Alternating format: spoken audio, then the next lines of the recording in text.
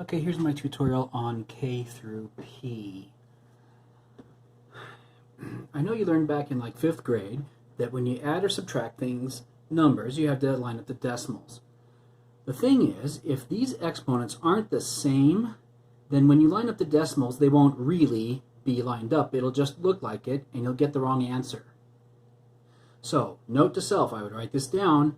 When you add and subtract, in scientific notation, the exponents have to be the same. So we got to change one of these, and that's what I'm going to tell you how to do.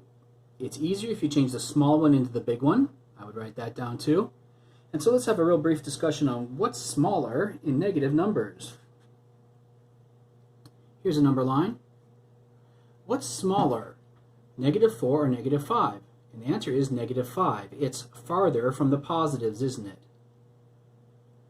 So bigger is less negative, and you might want to write that down. Bigger is less negative.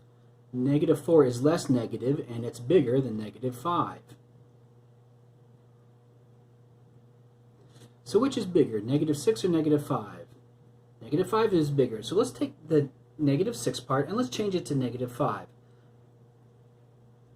By the way, you can also write them like this, where the E stands for times 10 to the. So these are the same thing. This is the same thing. And this is a lot easier to write and especially to type, so I use this a lot. Well, you know what? Let's first do this sort of the 5th grade style. Let's take this and expand it out like we did before and put it in regular style, normal numbers. Let's take this one and put it out in normal numbers, and then we can subtract, and look, we get this answer. And if we convert that back to scientific notation, we get this.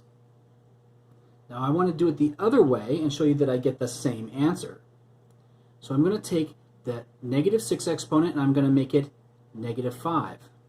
Now here's the part to really pay attention to. What I had to do to get from 10 to the -6 to 10 to the -5 is I had to multiply by 10. Or I had to go bigger 1 decimal.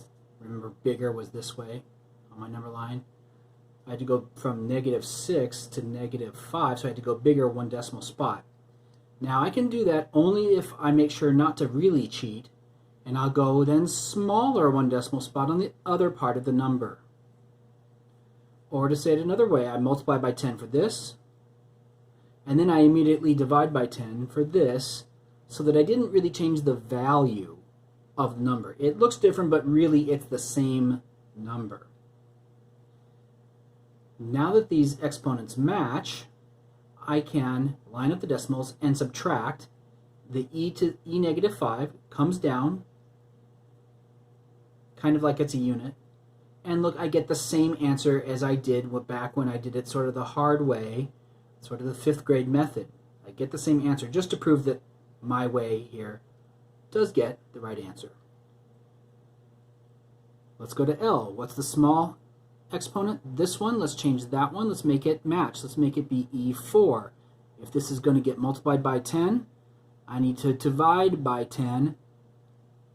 This gets bigger by 1 decimal. This gets smaller by 1 decimal, so that the exponents are the same,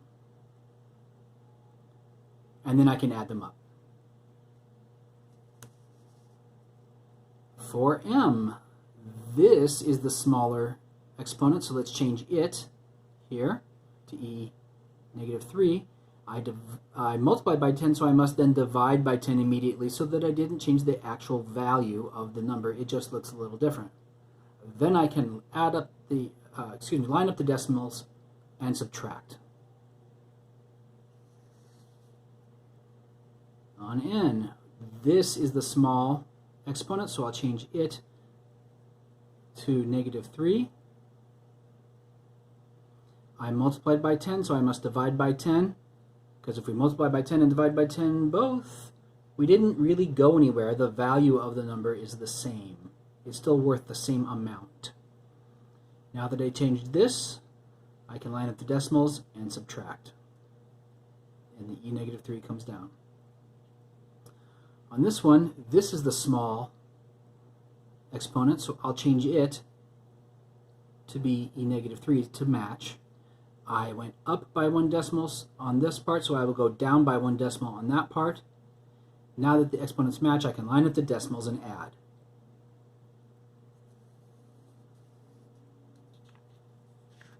On P.